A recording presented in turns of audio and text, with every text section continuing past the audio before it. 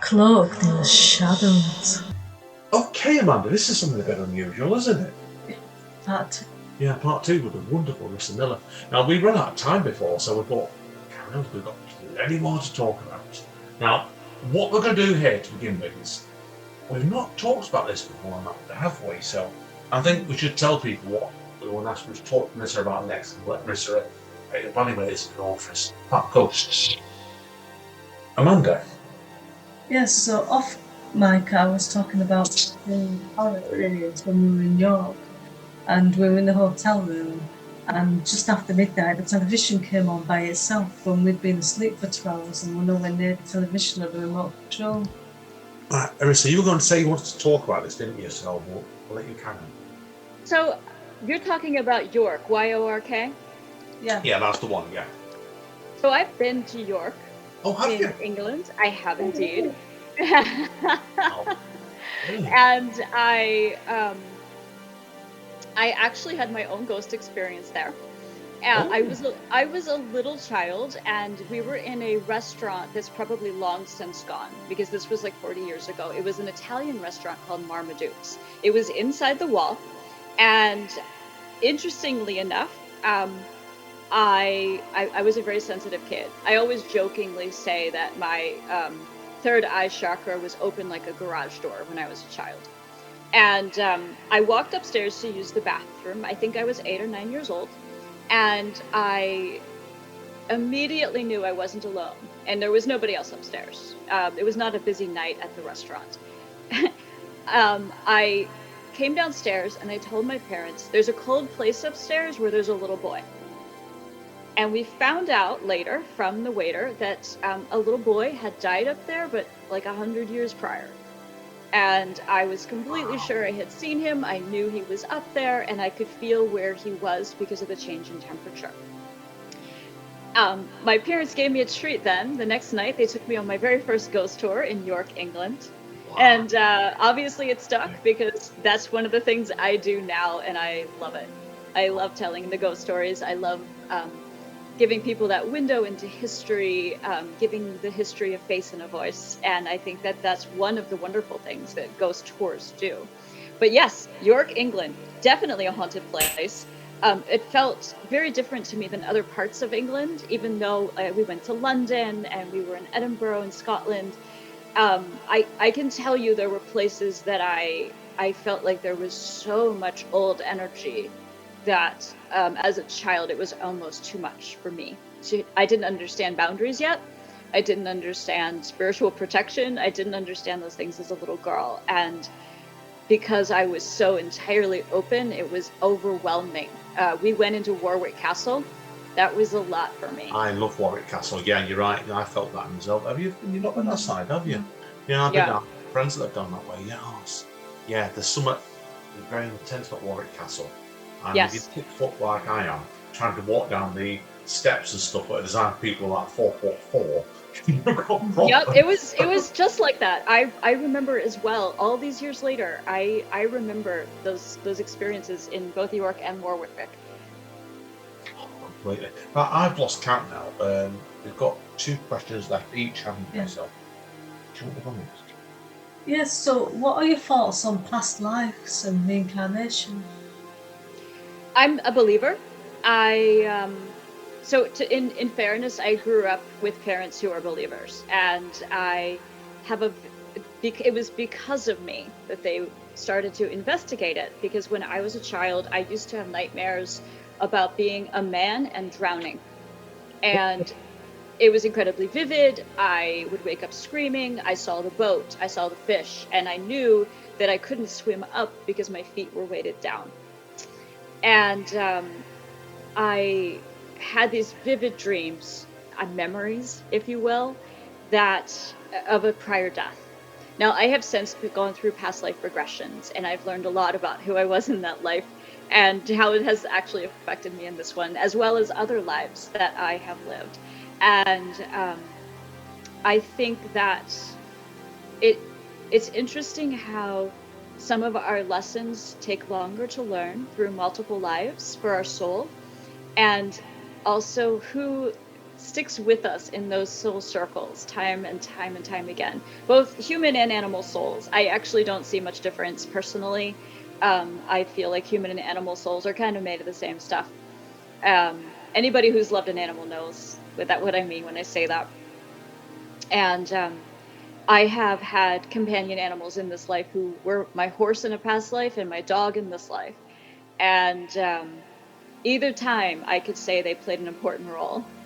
But yes, I'm a strong believer in reincarnation. I have gone through periods of skepticism. You know, I think that's one thing you can easily say about me. I'm always a believer and I'm always a skeptic. And there are moments when there are things that I want to believe them, but I just don't. And because I'm trained as a journalist and an editor, I have this background of I want the facts, I want the data, I want a fuller understanding. But there are moments of things that there's just no explaining. There's just simply no way.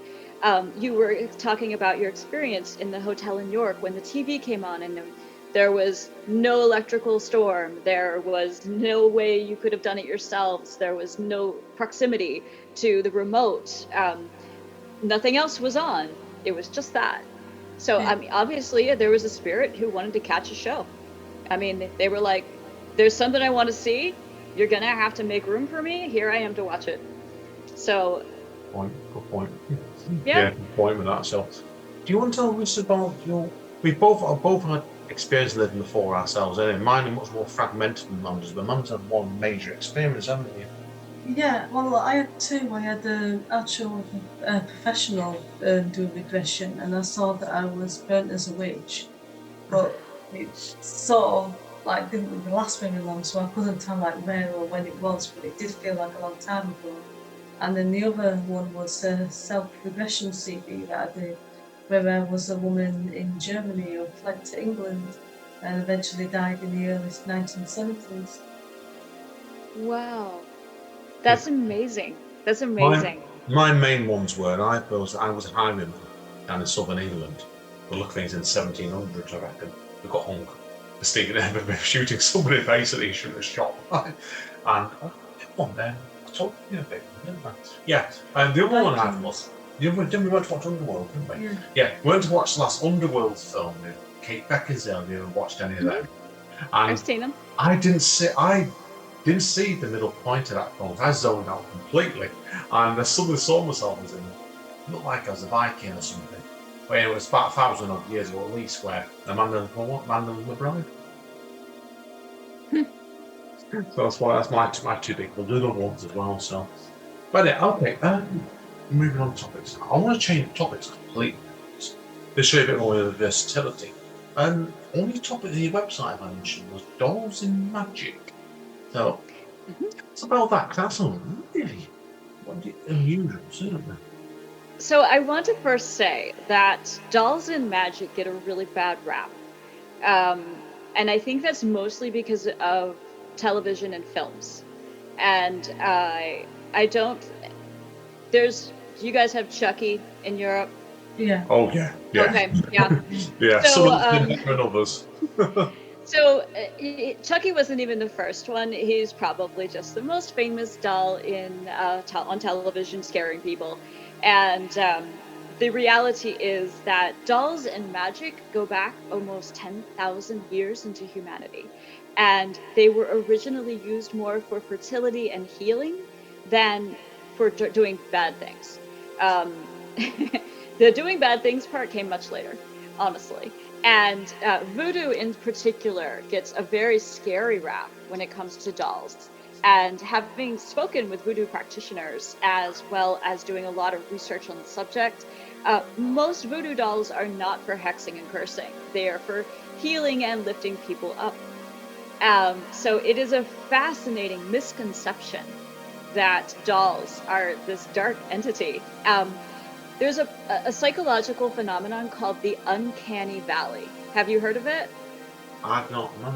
No. Okay.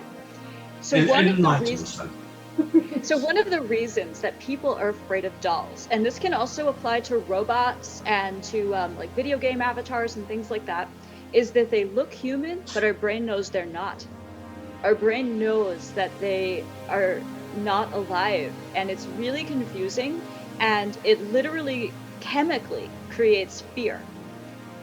The uncanny valley is like a range of how real is it to, is it obviously like a rag doll, but does it look really real? So there's this gap in between that makes adults incredibly uncomfortable, but children don't experience the uncanny valley, which is really fascinating, right?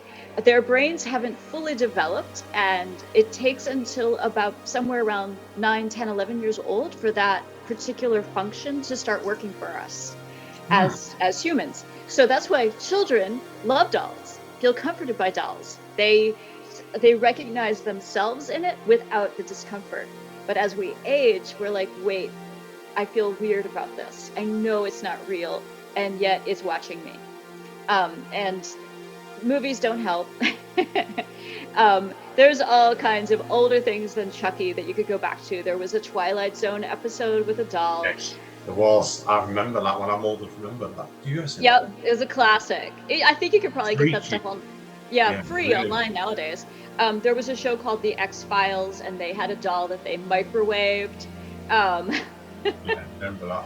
You remember that? Everybody loves The X-Files, right? Like a coffee Yep. So, I mean, there's this precedent for dolls in horror, and it's because of the uncanny valley phenomenon that we find them scary. So, clever writers just capitalize on that. Anything that's unknown, anything that's a little bit mysterious, anything you can't quite explain, like dolls, make for great scary stories. But when it comes to magic, they're mostly used for what's called sympathetic magic, representational magic, where it could be a person, an ancestor, an animal, like your cat, whatever. You make a representation of them, and like I said, normally it's for healing or to wish them great abundance or to help them with a tough time they're going through emotionally. And there's even a new movement in psychology that they're using what they call spirit dolls. And the idea is that someone makes a doll of themselves and puts into it the things and qualities that they want to encapsulate and they want to heal into. So I think that's actually a kind of fascinating, different twist on the doll phenomenon, to have therapists, like psychologists, using them to help people instead of the Chucky doll, which is just there to scare people, or Annabelle or whatever. Allegedly, Annabelle's a real doll. Yes. Yeah, they say Annabelle's a real doll that's still owned by the estate of Ed and Lorraine, the great parapsychologists. That collection is under lock and key, so I don't know anybody who's ever seen it. But it is a fascinating phenomenon, dolls and magic, the way that people are so afraid of them. And yeah, there's if you look around the world, in Mexico, the island of the dead dolls is scary. Yeah, you seen pictures of that? Oh yeah, I'll show pictures. Yeah, if you've ever seen any listeners you have, I encourage you to look it up. It's actually a tribute to a man made a tribute to a girl who died, a young woman, a child who passed away. And so if you look at it from that point of view, it's actually quite sweet. But then when you see how the dolls are kind of degrading over time, they do look eerie.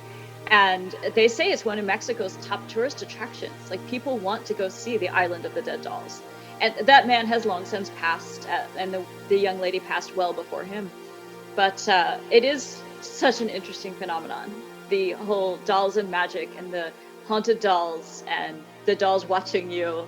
And to break it all down and go backwards, I think it all comes back to adults being afraid of the uncanny valley. You've got one more question. Yeah. I know one of the topics that you're interested in talking about is the history of witchcraft. So do you think that there were actually real witches with magic, or was it mostly just people being falsely accused? Yes and yes. So here's what I think. I have done many years of research into the subject, and unfortunately it was people like King James. First King James I of Scotland, and then he was the third in England. I'm not sure. I think it was one, without looking at my notes. It was people like him who came along and falsely accused so many innocent people. And we're still feeling it today. Make no mistake. I think all around the world we're still feeling it today. There are countries in both South America and Africa and parts of Lower Asia that they're still killing people as witches today. This has not stopped. And, you know, there's a lot of ways you can take this question. You could say that society has always been afraid of powerful women. And society has always been afraid of women not needing anything in the culture and that being able to provide for themselves. Witches encapsulated that historically and in the modern world. So were all the witches bad? Were they doing evil things? Were they cavorting with the devil? Oh God, no. No way. You know, here in America we have Salem. And in Salem, 19 women were hanged, and one man was crushed to death, and 2 dogs were hanged. What did those dogs do? I don't know what the dog's mind yet. Amanda's just tell her about the book you bought. Yeah, I picked up a book about Salem when I was in York. I've not got around to reading it yet, but we're probably going to do an episode on that once I've read it. Yeah, so it's actually quite a sad story. The way it evolved and the way it started was basically, I think, some teenage girls who were bored and were in a society where the Christianity was intense. I don't think there's any other word for it. The Puritan Christian culture was intense. And there are some historians that would even say they were like a cult, that it was that strong, that it was mind-bending Christianity, and certainly not a loving, benevolent version of the faith.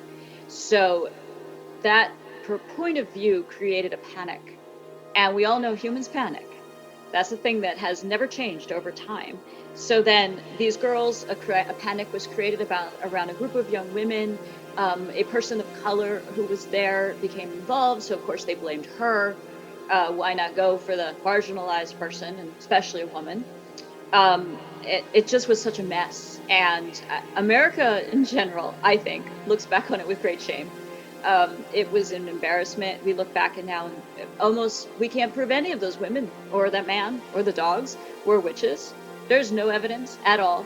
Yeah. Never was. It's hard for dogs, you think about it, to say, oh, I'm not a witch. Right, exactly. You know, but I mean, Southern Europe was famous for killing thousands of cats. Yeah, I've heard about that. Yeah. Yeah, and then of course that was kind of a dumb move, because then the plague came through on the Silk Road, and it became the worst pandemic in the history of humanity. Now, it would have still happened, but if they hadn't killed thousands upon thousands of cats, it wouldn't have been quite as bad. Okay, we're going to do one more quick topic to wrap up on today, because obviously I'm on the last one today, so before we conclude today. But something completely different on your website we've got.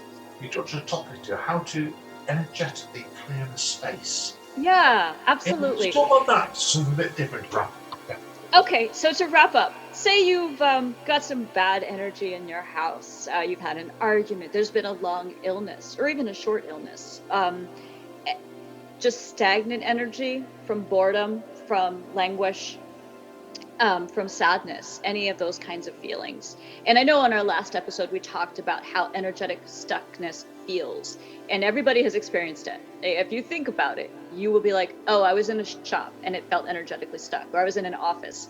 Definitely in an office you can feel energetic stuckness, because there's so much pent-up frustration and sometimes even anger that windows don't open and you can't get it out. So all of that said, energy likes to be moved. So we're all made of energy. This computer's made of energy. Each one of us is made of energy. Each one of your listeners. And when you're in a situation where there's stagnation, it's really a good practice, just like, you know, cleaning yourself or cleaning your physical space, to energetically clean your space. And there are a lot of ways to do this. I personally love burning herbs. I do grow my own, and sometimes I burn rosemary, I burn lavender, I burn lemon balm, I do burn different kinds of sage. In America, people love to burn white sage, but it's now endangered. So I would encourage anybody listening, do not, unless you're growing your own white sage, don't do it.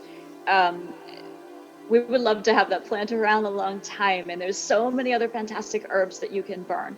And if you're in a situation, say it's a professional space and you can't burn herbs or you can't burn incense, you can use sound. You can use a bell. I actually have a bell that my great uncle bought me in Ireland when I was a child, and I still use Your it. family's all over the place, really, aren't you? And so, but you got the Irish, you've been to England as well. You have to do some travelling. So yeah, I still use this bell. It's a beautiful crystal bell, and I've had it most of my life. It's great for cleaning a space. Like what if I'm traveling and I go into a hotel or an inn? A lot of times there's really stagnant in those kinds of places. You can just feel like it's clean, but they haven't opened the window in like 100 years. So maybe not that long, but you know what I mean. Those places, sound is a fantastic way to clear a space. A bell works beautifully. You can get these lovely sound bowls now, and you can sometimes get even little tiny ones that you could take with you. You can even just sing and clear space. Sometimes that alone is enough to lift a space up. So yes, energetically clearing a space also makes it easier to think in it. It makes it easier to sleep in it. It makes it easier to do creative work. Sometimes if I'm trying to do some writing or something and my mind is like click, click, click, I'm like, all right, I need to just stop.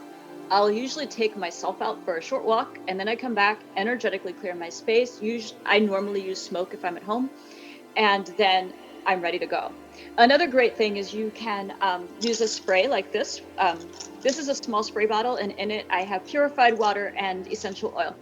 And if you're traveling, this is a great thing to do. Super easy and very portable. All of those work to energetically clear space. And the more you get into it, the more you become familiar with the plants and the different kinds of sound. You'll be like, oh, in this space, I want a metal ball. In this space, I definitely want lemon balm because it's a very soothing and calming herb. Or you might be like, I need to be uplifted. Peppermint is what I need here. So as you do it more, you find different things that will resonate with you and sort of become your allies. I'm going to pass it on to Amanda. I think that's more your territory than mine. That it doesn't look interesting. Yeah. Apart from the singing bit, I think we're tone deaf, so it would probably make things worse. If we start the singing, I'll probably crack wings. So I can hit the high notes. Yeah, I'm a terrible singer. It doesn't stop me. Brilliant. It's been great this week. I've really enjoyed these two sessions today. Now, so what we're doing now, we'll wrap up this point now, but as I always say, spoken like, give us the hard sell. Where can people find out more about? People can find me at my website, teandsmoke.com, and you can find out how to get a remote reading from me anywhere in the world. I can do tea or smoke or tarot for you, no matter where you are. I have done it for people all across Europe, in Asia, Canada, Australia, so obviously all across the States. So I would be thrilled to do a reading for any of your listeners who are interested. And I do a lot of my talks online. I would encourage people to just follow along. I post my events, my both in-person in the United States and my remote events on my website as well. Brilliant. Definitely. Check it out, but I've really enjoyed today, and I know you have as well. I'm a fascinating chat. So hang around, Rissa. We do need to talk to you off microphone anyway. But it's been an absolute pleasure and certainly not a privilege today. I know we both really enjoyed this. So keep in touch, definitely. So, okay, Amanda. Bye. See, not messing around. Bye, everyone. Thanks again, Bye. Rissa. See you all soon, guys. Cloaked in the shadows.